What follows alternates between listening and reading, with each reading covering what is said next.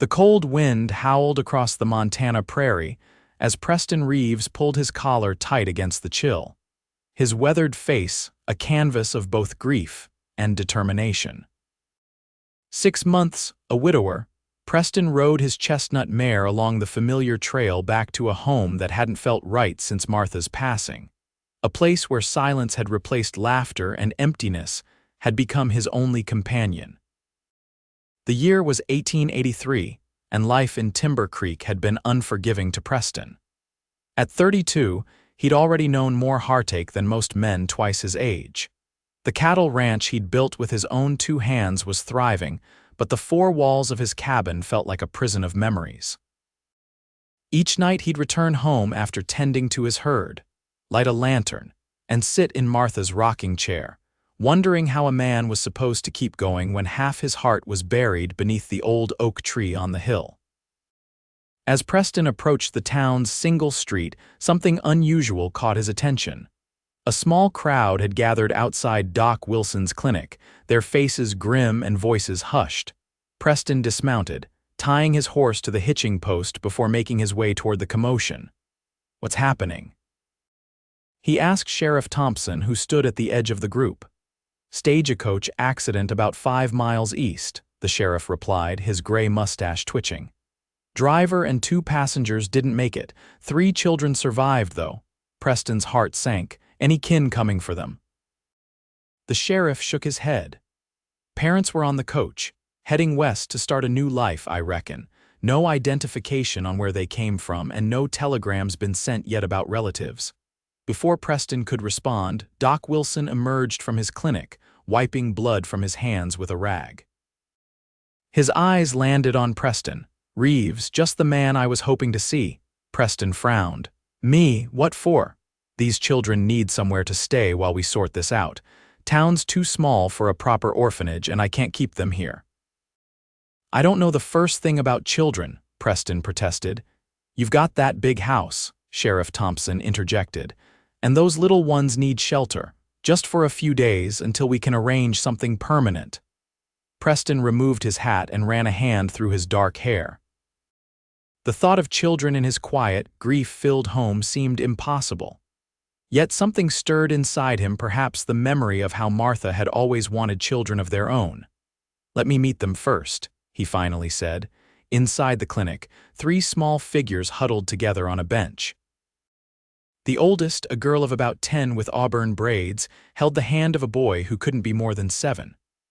The smallest, a toddler girl no older than 3, sat on her lap, thumb firmly planted in her mouth, wide eyes brimming with tears.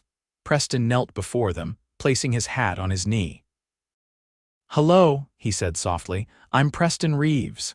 The oldest girl looked at him with eyes too knowing for her age. "I'm Emma," she said. "This is my brother William, and this is Sarah." Her voice was steady, but Preston could see the tremble in her chin, the effort it took to be brave. "I'm sorry about your folks," Preston said, the words feeling inadequate. "I lost someone special too not long ago." Emma nodded slightly, as if acknowledging their shared grief. "Would you 3 be willing to stay at my ranch for a spell? I've got plenty of room, and it's peaceful there." "Horses too?" William's eyes widened at the mention of horses, the first sign of interest from the boy. "Just until the sheriff can find your family," Preston added. Emma glanced at her siblings, then back at Preston. "We don't have any other family," she said quietly. "It was just us and Ma and Pa." Preston felt the weight of those words. He recognized that look of complete loss, had seen it in his own reflection these past months. "Well then," he said, standing up, "I reckon we should head home before dark."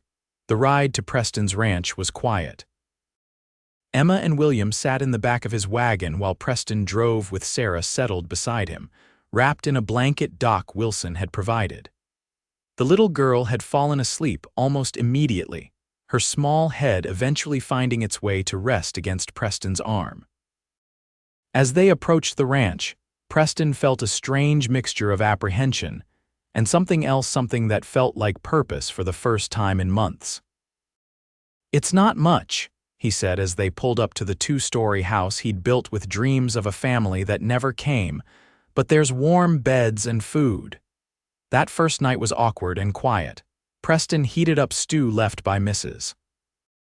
Peterson, the widow who came by twice a week to leave meals and tidy up.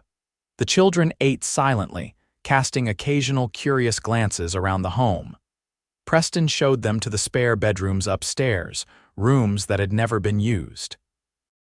Emma insisted on keeping Sarah with her, and Preston didn't argue. After settling the children, Preston sat in the kitchen, wondering what Martha would think of their home suddenly filled with children. He could almost hear her laughing, telling him it was about time. The next morning, Preston woke to find Emma in the kitchen, standing on a chair trying to reach the coffee pot. "My pa always had coffee in the morning," she explained when she saw him. "I thought you might want some too." Something about her earnestness, her attempt to create normalcy, touched Preston deeply. "That's mighty thoughtful," he said. "How about I show you how to make it properly?" That morning became the first of many where they established new routines. Preston taught William how to feed the chickens, showed Emma how to safely light the stove, and found himself strangely enchanted by little Sarah's delight in everything from butterflies to the way sunlight streamed through the windows. 3 days into their arrangement, Preston rode into town to speak with Sheriff Thompson about the children's situation. "Any word on relatives?" Preston asked, even as part of him hoped the answer would be no. "I've sent telegrams to every town between here and St. Louis," the sheriff replied. "Nothing yet. Could be weeks before we hear anything, if at all." Preston nodded, feeling both relieved and guilty for that relief. "I'll keep them for now. They're settling in all right." As he turned to leave, a woman's voice called out behind him, "Mr. Reeves." Preston turned to find Abigail Mercer, the town's schoolteacher, standing at the door of the general store. At 28, Miss Mercer had been in Timber Creek for nearly 2 years, having arrived from Boston to take over the one-room schoolhouse. With her honey-brown hair always neatly pinned and intelligent eyes that missed nothing, she had quickly earned the respect of both students and parents. "Miss Mercer," Preston greeted her with a tip of his hat. He'd spoken to her only a handful of times, usually during town meetings. "I heard about the children staying with you," she said, approaching him. "I thought perhaps I might call on you tomorrow to bring some books and perhaps assess their education level." Preston found himself momentarily caught off guard by her directness. "That's kind of you, but it's only temporary." Abigail's expression remained gentle but determined. "Even temporary situations benefit from learning, Mr. Reeves. Children need routine, especially after trauma." There was something in her tone that suggested personal knowledge of such matters, and Preston found himself nodding. Tomorrow afternoon would be fine then. True to her word, Abigail arrived the next day with a satchel full of books and a basket of fresh baked cookies. Preston watched with amazement as she quickly connected with the children, especially Emma, who lit up at the sight of the books. "You've created a lovely home for them," Abigail remarked as they sat on the porch while the children explored their new books inside.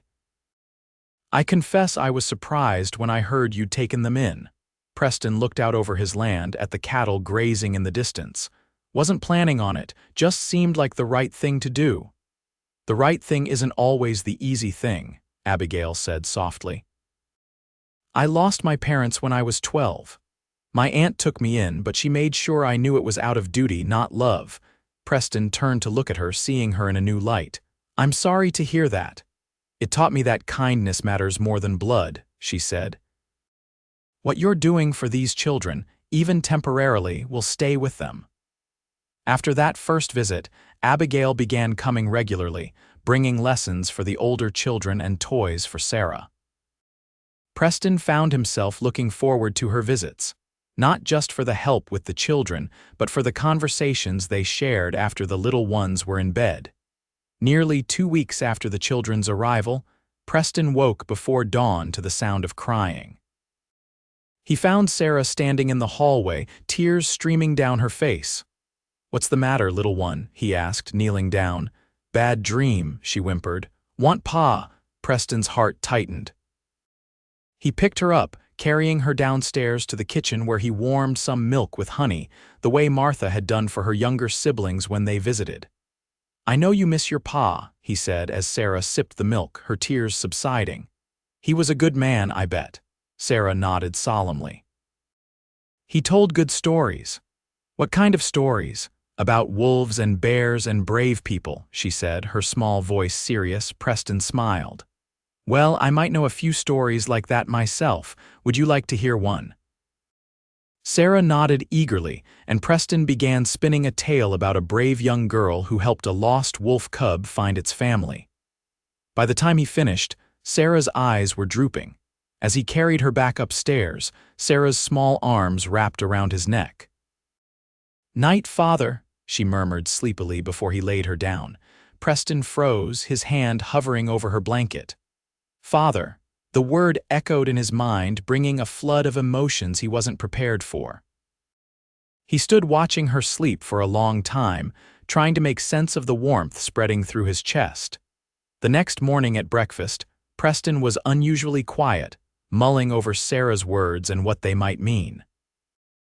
After sending the children outside to collect eggs, he rode into town earlier than usual, finding himself at the schoolhouse just as Abigail was dismissing her students for lunch. "Preston," she said, surprise evident in her voice, "is everything all right with the children?" He removed his hat, twisting it in his hands. "Sarah called me father last night." Abigail's expression softened. "I see, and how do you feel about that?" "Confused," he admitted. "Scared, like maybe I'm letting her get too attached when this isn't permanent."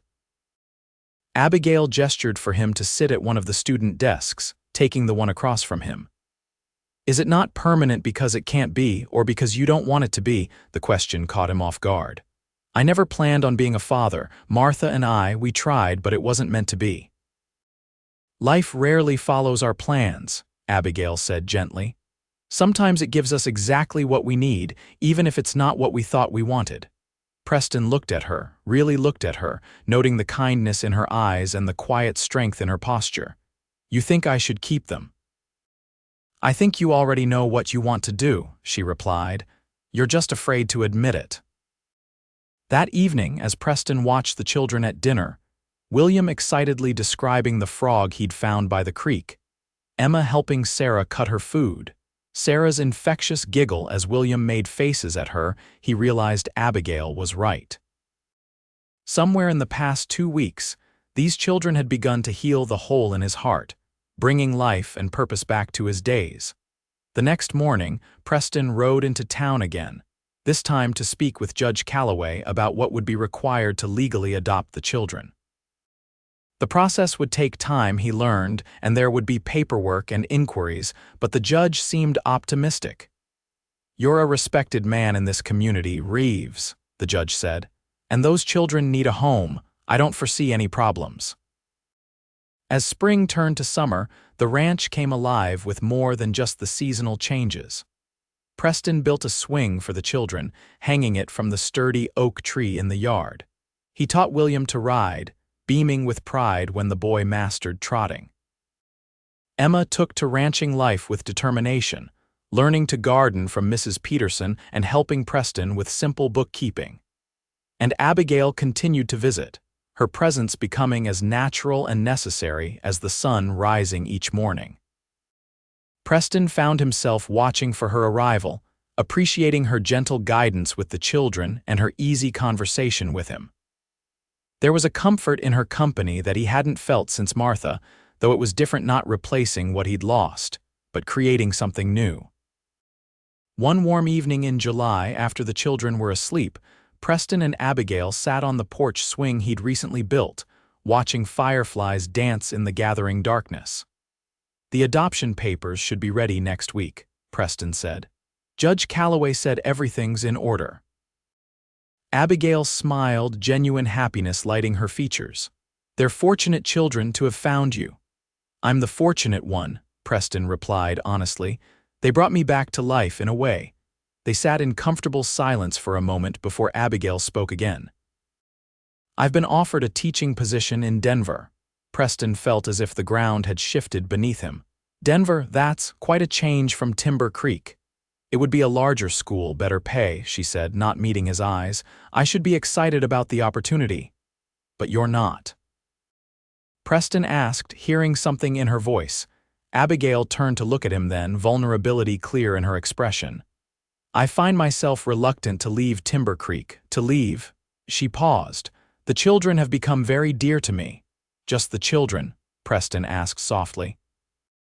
A flush colored Abigail's cheeks. No, she admitted. Not just the children. Preston took her hand then, an act of courage that surprised even him. When Martha died, I thought that part of my life was over. I never expected to feel anything like this again. Like what? Abigail asked, her voice barely above a whisper. Like possibility, Preston said. Like hope. The next few weeks passed in a blur of nervous excitement for Preston. The adoption was finalized, making Emma, William, and Sarah officially Reeves. The celebration in town was attended by nearly everyone, with Mrs. Peterson baking an enormous cake and Sheriff Thompson presenting each child with a small gift. Throughout it all, Preston was acutely aware of Abigail's pending decision about Denver. He wanted to ask her to stay, to be part of the family they were creating, but fear held him back. What if she didn't feel the same way? What if she saw greater opportunity in the city than in a life with a widowed rancher and 3 adopted children? It was Emma who finally pushed him to action.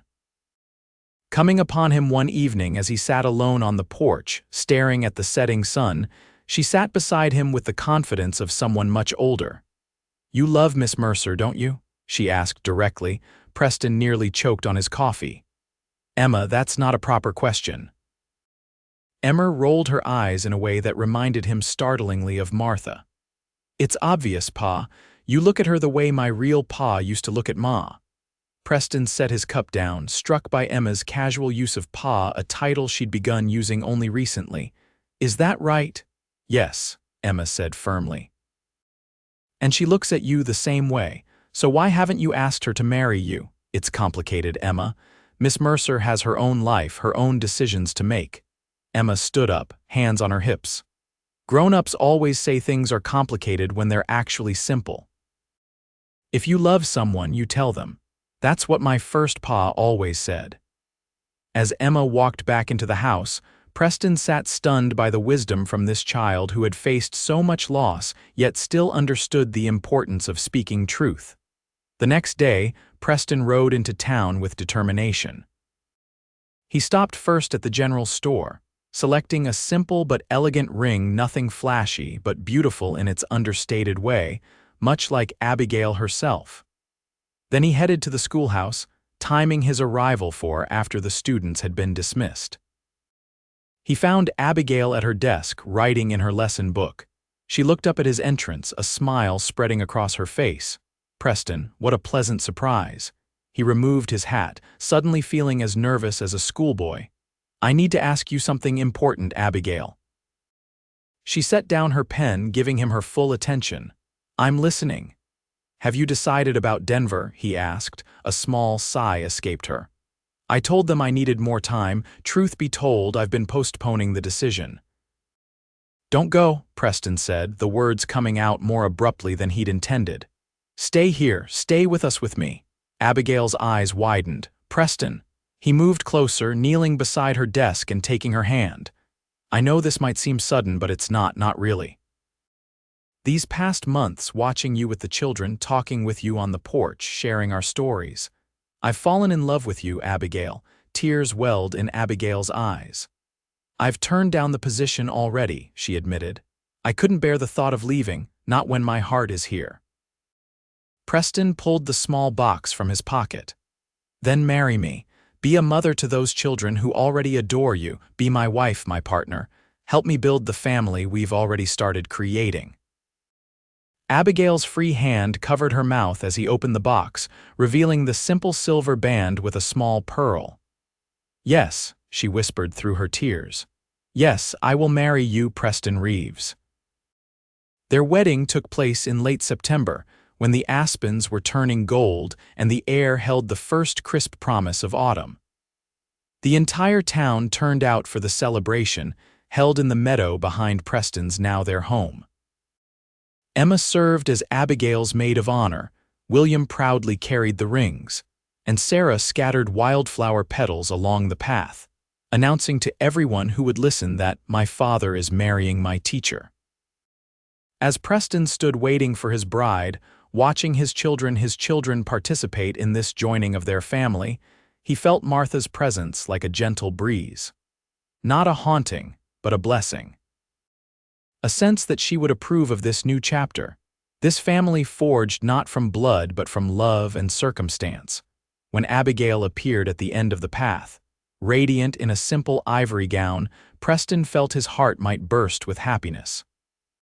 She walked toward him with sure steps, her eyes never leaving his, and Preston knew with absolute certainty that this was right. Judge Calloway performed the ceremony, speaking of new beginnings and the courage it takes to open one's heart after loss. When it came time for vows, Preston took Abigail's hands in his. Abigail, you came into my life when I thought the best parts of it were over. You didn't just help me with 3 orphan children, you showed me that family can be built in unexpected ways, that love can grow again even in the most barren soil. I promise to cherish you, to honor your wisdom and your kindness, to be a partner worthy of the incredible woman you are. Abigail's voice was steady despite the tears shining in her eyes. Preston, when I came to Timber Creek, I was looking for a place to belong, a purpose beyond just teaching. I found that in you and in Emma, William, and Sarah. You've given me the family I always longed for but never thought I'd have. I promise to walk beside you through whatever life brings, to love these children as my own, and to fill our home with laughter and learning. When Judge Calloway pronounced them husband and wife, Preston kissed Abigail to the cheers of the townsfolk and the enthusiastic applause of their children. The celebration lasted well into the evening, with dancing and feasting and more joy than Preston's ranch had ever known. Later that night, after the guests had departed and the children were tucked into bed, Preston and Abigail stood on the porch of their home, looking up at the star-filled Montana sky. Happy? Preston asked, his arm around his new wife's waist. More than I ever imagined possible, Abigail replied, leaning her head against his shoulder. Do you think the children are truly happy with this change? Preston smiled. Why don't you ask them yourself? Abigail turned to find all 3 children standing in the doorway, Emma trying and failing to look stern at catching the younger ones out of bed. We couldn't sleep, William explained. Too excited. About what? Abigail asked, opening her arms to them. The children rushed forward, enveloping both adults in a group embrace. About being a real family, Emma said simply. The best family, Sarah added, her small face solemn with the importance of her declaration. Preston looked at the 4 people surrounding him, his wife and his children. This family created from tragedy and chance and choice, and felt complete in a way he never had before. The very best family, he agreed, holding them all close under the vast prairie sky, knowing that this was just the beginning of their story together. In the years that followed, the Reeves family became known throughout the county for their warmth and hospitality. The ranch prospered, expanding to include more cattle and horses.